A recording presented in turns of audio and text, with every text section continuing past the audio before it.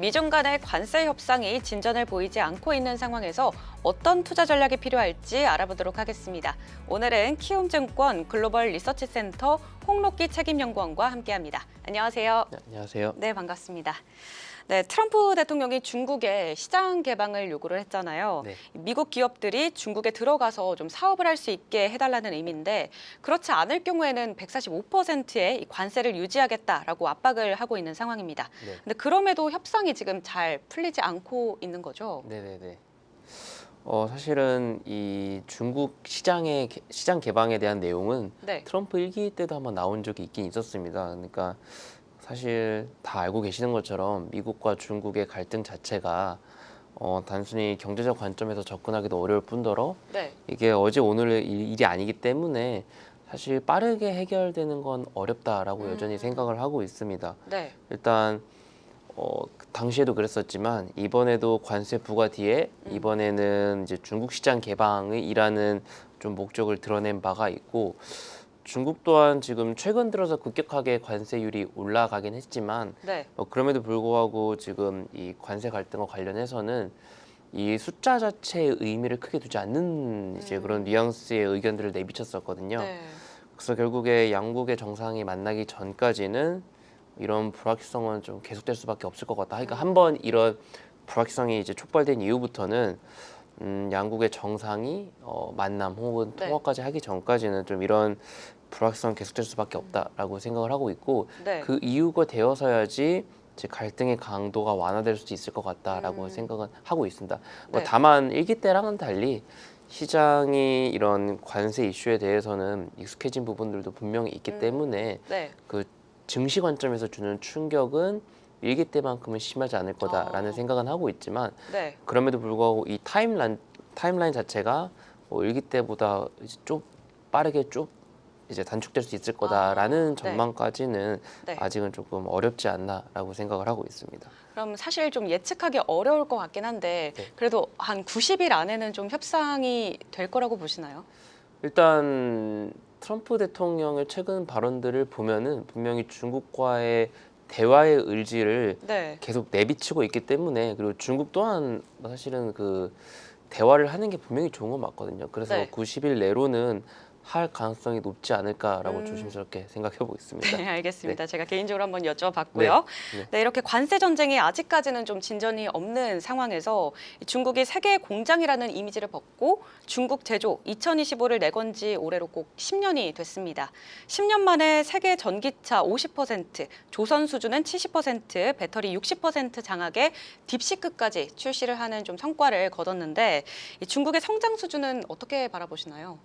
이 중국의 성장에 대해서 이제 증시를 위해서 경제적인 부분들을 봤을 때 그리고 산업들의 모습들을 봤을 때는 좀 다른 모습을 보이고 있었었는데요. 네. 실제로 중국 주식시장 같은 경우에는 이제 트럼프 일기 때부터 지금까지 사실은 좋은 모습보다는 안 좋은 모습들을 보여줬던 게 일반적이었습니다. 그러니까 일기 때도 네. 관세 불확실성이 있었었고 네. 그 이후에도 뭐 코로나 리오프닝 때도 기대에 못 미치는 결과였었고 지금은 트럼프 2기 때 접어들면서 이제 다시 관련된 불확실성이 계속되고 있는데 그래서 증시 같은 경우에는 분명히 좋은 모습을 보여준 부분도 있었지만 추세적으로 볼 때는 아무래도 저평가되는 국면들이 많은 좀 높은 편이었었습니다. 근데 그런 시장 분위기와는 달리 이야기해 주신 것처럼 산업계는 그래도 긍정적인 결과들을 분명히 도출을 했었었는데요.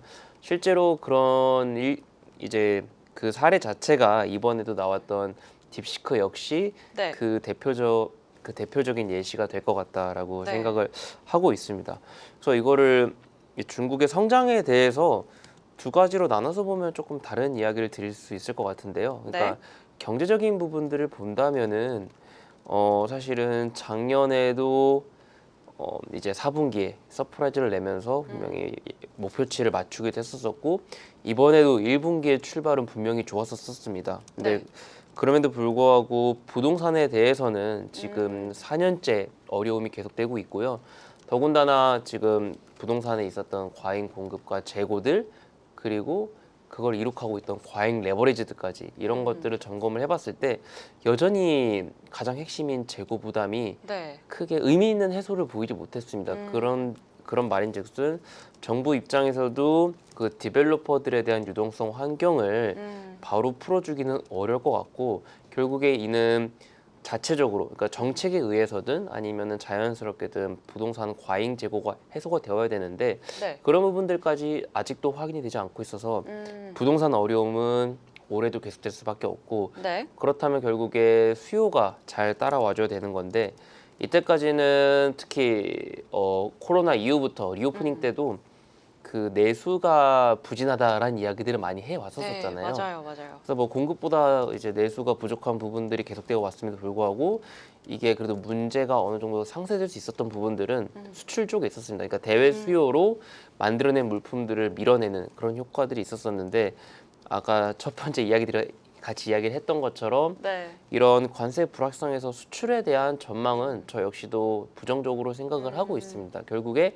대외 수요가 내려가는 만큼을 내수로 메꿔야 된다라는 부분들인 건데 결국에는 근데 사실은 지금까지 뭐 이야기 들었던 1분기 지표들이 나쁘지 않았고 네. 특히 소매 판매 지표들을 보더라도 네. 분명히 과거와는 달리 이구환신으로 대표되는 내수 부양책들이 효과를 보고는 있다라고 생각을 하고 있습니다. 다만 그런 부분들이 여전히 그 뭐 부동산 때문에라도 이제 자산 소득 증가율이라든지 그런 부분들은 여전히 부족함이 있기 때문에 즉 부양책의 강도가 조금이라도 내려가게 된다면은 지금 1분기에 좋았던 소비 회복세 역시 다시 낮아질 수 있다. 증가율 자체가 조금 이렇게 생각을 네. 하고 있어서 경제적인 부분들을 봤을 때는 절대 부양책을 게을리할 수 없을 것 같다라고 생각을 하고 있습니다. 네. 이제 다만 그와 별개로는 이제 올해 연초부터는 중국 AI가 꾸준히 이제 화두를 이제 네. 되고 있었었는데 네. 지금 AI와 관련돼서 이제 그런 신성장 산업들에 대해서는 저는 올해 내내 조금 관심을 가져볼 만한 것 같다. 그러니까 제가 네. 이야기해 주신 것처럼 뭐 이제 뭐 전기차나 조선 이런 부분을 이야기는 해주시긴 했는데 네. 이번에는 올해는 이제 AI 쪽에서도 조금 괄목할 만한 성장을 낼 수 있지 않을까라고 생각을 하고 있습니다. 분명 근데 아까 이야기 주신 것처럼 바로 그 시장 MS가 빠르게 올라가는 모습들은 네. 확인하는 데 시간이 분명히 걸릴 수도 있다라고 생각은 하고 있는데 네. 주가적인 측면에서 본다면은 이런 관련된 산업들은 지금 중국 증시 분위기가 꺼지지 않는 현재 환경에서는 관심이 이제 가지는 전략이 유효할 수도 있다라고 생각을 하고 있습니다. 네, AI 산업은 올해 계속해서 좀 관심을 가져보면 좋겠다라고 조언을 해주셨고요. 또 부동산 쪽은 올해는 좀 어렵지만 그래도 1분기 경제 지표들 출발이 좀 좋았다고 아까 말씀을 해주셨잖아요. 네, 그래서 이제 주요 지표를 하나 더 살펴볼까 하는데 이제 내일이죠. 중국에서는 4월 제조업 PMI가 발표가 되는데요. 네. 이 관세 전쟁 속에서 중국 제조업 상황을 좀 확인할 수 있는 그런 지표인 만큼 이 시장도 좀 촉각을 곤두세우고 있는데 연구원님은 어떻게 생각하세요? 이 부분에 대해서? 저도 사실은 올해 초에 1분기 자체도 경기 회복세를 낮게 봤었거든요. 그러니까 뭐 근거는 춘절 데이터들도 그렇고 이제 4분기에 있었던 데이터들도 소비 데이터는 사실은 수출이나 생산이 좋았던 거고 소비 데이터가 별로 안 좋았었기 때문에 네. 이런 것들을 본다면 1분기에도 나쁘지 않을까 생각을 했었었는데 사실은 PMI의 방향도 그랬고 네. 사실 1월을 저점으로 계속 개선되는 모습들을 보여왔었기 때문에 이런 부분들은 저도 기대를 해볼 만하다라고 오. 생각은 하고 있습니다. 네. 근데 일각이 우려하는 것처럼 실제로 지금 4월 PMI 같은 경우에는 지금 관세 불확실성이 아무래도 반영될 수도 있다라고 생각을 하고 있어서 그래서 특히 봐야 될 부분들이 뭐 신규 수주라든지 아니면은 수출 관련된 PMI들을 보면은 아무래도 대외 수요 혹은 이제 대외랑 내수 수요, 내부 수요들이 전부 다 조금 합쳐진 전반적인 수요의 방향성을 볼 수 있기 때문에 네. 이를 통해서 뭐 이제 4월, 5월에 발표될 실물지표 방향성을 볼 수 있기 때문에 조금 의미 있게 봐야 될 것 같다라고 생각을 하고 있습니다. 네, 내일 이제 발표되는 4월 제조업 PMI 좀 잘 살펴봐야 될 것 같고요. 그리고 저희가 앞서 이제 AI에 대해서 미리 얘기를 하긴 했는데 이 미국과 중국 간의 이 패권 전쟁은 아무래도 이 핵심이 AI 분야가 좀 아닐까 싶은데요. 관련해서 좀 새로운 소식이 나왔습니다. 개인정보 수집 문제로 좀 논란이 됐었던 중국의 딥시크가 다시 한국의 재상륙을 노리고 있다고요. 네. 저도 이거에 대해서는 참 이야기 드리기가 어렵기는 한데, 네. 예. 근데 사실 개인적으로 본다면은 아무래도 딥시크가 한국에서 중국처럼 빠르게 자리 잡기에는 아직까지는 어렵지 않을까라고 아. 생각은 하고 있습니다. 물론 네. 뭐 경제적인 부분들이나 이런 걸 봤을 때는 분명히 매력적인 대안이 될 수 있다라고 생각은 하고 있는데 네. 뭐 최근 들어서도 이제 지금 개인 정보에 대해서 워낙 그러니까요. 민감한 분위기가 되었잖아요. 보안에 대해서 굉장히 네. 지금 민감하죠. 네, 그러다 보니까 일단 기업 측에서는 딥시크에 대해서 활용할 가능성이 상당히 제한적일 거다라고 생각을 하고 있고 개인들 또한 이제 딥시크를 통해서 뭐 단순 채팅의 기능으로서 이제 서칭의 기능으로서는 사용할 수도 있겠다라고 생각을 하면서도 최근 분위기로 봤을 때는 워낙 개인 정보에 예민해져 있는 만큼 이번에도 조금 딥시크가 각광을 받을 가능성은 제한적이지 않을까라고 좀 생각을 해보고 있습니다.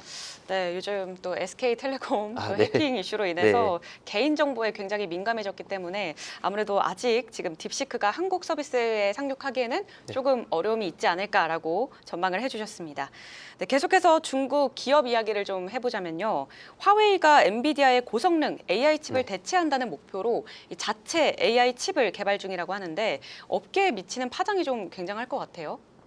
사실 하드웨어에 대한 투자는 과거에도 공격적으로 하고 있었었고 네. 이번에 딥시크 사태 자체가 사실 중국이 하드웨어 기술력에서 부족함이 있었음에도 불구하고 이를 소프트웨어 혁신을 통해서 이제 이를 극복해낸 사례라고 이제 설명을 하면서 중국 소프트웨어 뭐 중국뿐만 아니라 글로벌 전반적으로 이제 하드웨어보다는 소프트웨어에 대한 관심이 이제 다시 높아지는 계기가 네. 되기는 했었지만 네. 뭐 사실 중국 같은 경우에는 이게 임시 방편인 거지 하드웨어에 대한 투자를 절대 게을리할 수 없는 건 게을리할 수 없는 상황이었기 때문에 그쵸. 이런 공격적인 투자는 예견된 수준이었다라고 생각을 하고 있습니다. 그래서 네. 사실 중국 입장에서 봤을 때는 하드웨어 기업들에 대한 중요성이 전혀 낮아지지 않았다라고 생각을 하고 있고요.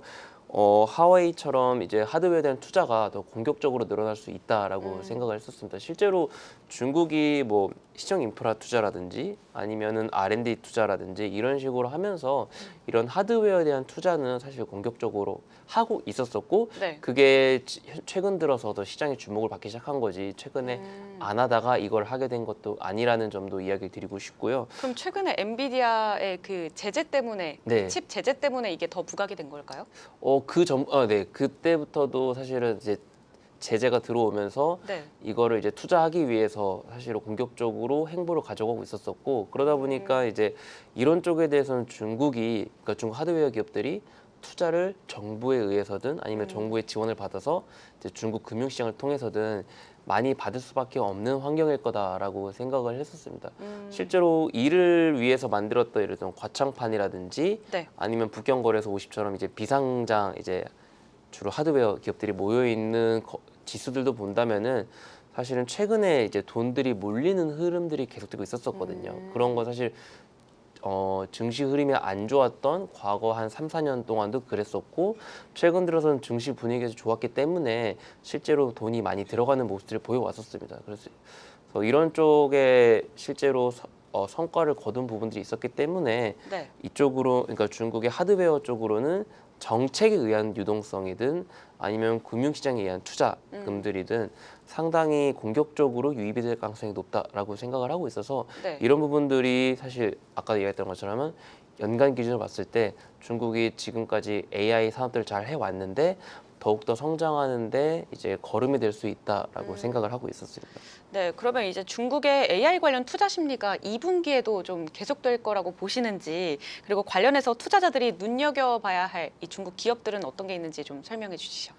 아마 내수 부양책이 시장 예상보다 강하게 가게 된다면은 내수 관련된 주들이나 본토 쪽으로도 조금 시장에 관심이 분산될 수 있다 생각은 하고 있는데요. 네. 이제 만약에 그게 아니라면, 그러니까 중국 증시에 대한 분위기는 전반적으로 유지가 되는데 이제 내수보다는 AI 쪽에 좀 시장이 집중이 된다면은 사실은 AI에 대한 관심은 2분기도 유효하다라고 생각을 하고 있고요. 네. 뭐 하드웨어 관련돼서는 뭐 캠브리콘 같은 기업들도 여전히 좋다라고 생각을 하고 있고, 그리고 여전히 중국 기업별로 이제 투자를 하게 된다면은 네. 그래도 하드웨어에 대한 투자가 이제 계속 늘어나고 있다라고 이야기 네. 드렸지만 소프트웨어 기업이 이제 증시에 투자하는 입장에서는 더욱더 조금 편한 흐름이지 않을 편한 상황이지 않을까 생각을 하고 있고요.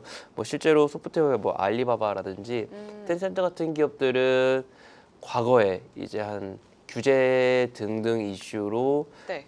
꾸준히 안 좋은 모습을 보여왔다가 최근 들어서는 실제로 기업들의 실적조차도 개선되는 모습들을 보여주고 있고, 네. 특히 이런 AI 소프트웨어의 선두주자로서도 이제 매력적이기 때문에 관련된 기업들에 대한 조금 이제 관심은 이제 괜찮지 않을까라고 생각을 하고 있습니다. 네, 이 소프트웨어 쪽에서는 알리바바랑 텐센트를 얘기를 해주셨는데 이 기업들은 저희가 좀 익히 들었거든요. 네. 근데 이제 하드웨어 쪽에서 캠브리코는 어떤 기업인지 좀 설명을 해주실까요? 이쪽도 이제 하웨이 반도체 쪽에서 네, 관련돼서 이제 그 부품 쪽의 기업이기 때문에 네. 이런 쪽에 역시, 근데 아마 중국이 하드웨어 쪽에 대한 투자를 공격적으로 하고 있는 것과 별개로 너무 기업들 단에서는 네. 아직까지 정확히 말하면은 실적 가시성이, 그러니까 개선의 가시성이 보이고 있는 기업들이 없어서 네. 아무래도 소프트웨어 기업들이 조금 더 낫지 않을까라는 생각은 하고 있습니다. 네, 그럼 투자자분들께서 AI, 이 소프트웨어 쪽 기업들에 주목을 해보자라고 얘기를 해주셨습니다. 자, 이렇게 중국은 이 AI뿐만 아니라 이제 로봇 산업에도 굉장히 지금 힘을 쏟고 있는데요. 체화지능 시장 규모가 2027년까지 약 125조 원 규모로 성장을 할 것이다라는 전망도 나왔습니다. 관련해서 개인들이 어떤 투자 방법으로 접근해 보는 게 좋을지, 그리고 또 어떤 기업이 있는지 설명을 해주시죠. 사실 중국이 최근에 이제 춘절 때도 그렇고 휴머노이드 로봇 굉장히 잘 휴머노이드 만들죠. 기업들을 실제로 뭐 강아지 형태라든지 네. 뭐 사람 형태로 이제 군무하는 모습들 많이 공개하면서 네. 가장 올해 1분기에 가장 관심을 많이 받았던 산업 중에 하나였던 것 같습니다. 네. 맞아요. 근데 이제 휴머노이드 같은 경우도 역시 중국이 완성 업체로서는 네. 실제로 시장에 상장되어 있는 건 유비테크밖에 없어서 맞아요. 조금 그런 부분들이 이제 증시에 투자하는 입장에서는 조금 이제 기회가, 그러니까 이제 선택권이 별로 선택권이 없죠. 상당히 없는 게 네, 조금 아쉽긴 맞아요. 합니다만은, 근데 2차 전지 및 이제 전기차 시장 때도 그랬듯이 중국 내 이제 중국산 완성차, 그러니까 중국산 이제 휴머노이드 기업들의 이제 시장 MS가 이제 높아지기 전까지는 실제로 뭐 테슬라 밸류 체인들이 아무래도 시장에 관심을 받지 않을까라고 생각을 하고 있고요. 뭐 그와 관련돼서도 이제 뭐 테슬라 밸류 체인 쪽에 뭐 이제 토프나 사나라는 정도 액추에이터 하는 기업들인데 이런 쪽에 대해서도 조금 이제 투자 매력이 있어 보인다라고 생각을 하고 있습니다. 네. 그러니까 실제로 중국이 지금 뭐 유비테크를 제외한다면 다 비상장 기업들이고 다들 실제로 양산에 시작된 게 아니라 이제 그러니까 양산을 이미 하고 있는 게 아니라 이제 지금 양산을 시작하는 그런 단계이거든요. 네. 그러다 보니까 어떤 기업이 사실은 이제 1등이 기업이 될 수 있다라는 부분들은 실제로 중국 현지에서도 아직까지 답을 못 내놓고 있더라고요. 네. 근데 다만 그래서 확실하게 이야기 드릴 수 있는 부분들은 그 휴머노이드 기업의 전 단계인 네. 산업용 로봇들의 성장세가 중국, 아까 이야기해 준 중국 제조 2025라는 정책 아래에서 5년, 6년 가까이 가파르게 성장을 해왔었고 네. 그런 성장세가 분명히 휴머노이드에서도 다음 단계 휴머노이드에서도 충분히 재현될 수 있다라고 생각을 하고 있어서 네. 아까 이야기하신 것처럼 뭐 2027년까지도 그렇고 중국도 뭐 2035년까지 거의 10배 넘게, 현재보다 10배 넘게 성장시키겠다는 상당히 공격적인 목표치들을 제시하고 있는데 네. 물론 그게 달성할 수 그러게요. 있다라는 부분들 이야기 드리기보다는 중국의 산업 로봇에 대한 투자들 네. 그리고 이야기드렸던 것처럼 이 시장에 이제 유동성이 많이 필요할 수밖에 없는 환경인 건데 이제 뭐 중국 정부에 의한 유동성이든 금융시장에 의한 유동성이든 이런 부분들이 지금 최근에 휴머노이드 관련된 기업들에게 집중되고 있는 건 맞았기 때문에 네. 그런 부분들이 중국의 이제 휴머노이드 관련된 투자에 관심을 가지는 게 유효할 것 같다라고 생각을 하고 있어요. 다만 이제 완성업체 기준에서는 유비테크를 제외하고는 이제 네. 투자하기가 어려운 상황이고 다만 어쨌든 중국 테슬라 밸류체인 역시도 네. 기회는 있을 것 같다라고 생각을 하고 있습니다. 네, 이 상장된 휴머노이드 로봇 완성품 기업은 유비테크밖에 없어서 지금 좀 아쉬운 상황이라서 뭐 테슬라 밸류체인 쪽이나 산업용 로봇 관련주도 주목을 해보자라고 조언을 해주셨습니다. 자, 오늘은 이렇게 중국 AI와 또 로봇 산업 중심으로 투자 전략 자세히 들어봤는데요. 오늘 말씀 너무 감사드립니다. 네. 네, 지금까지 키움증권 글로벌 리서치 센터 홍록기 책임연구원과 함께했습니다. 네, 지금까지 시청해주신 여러분 고맙습니다.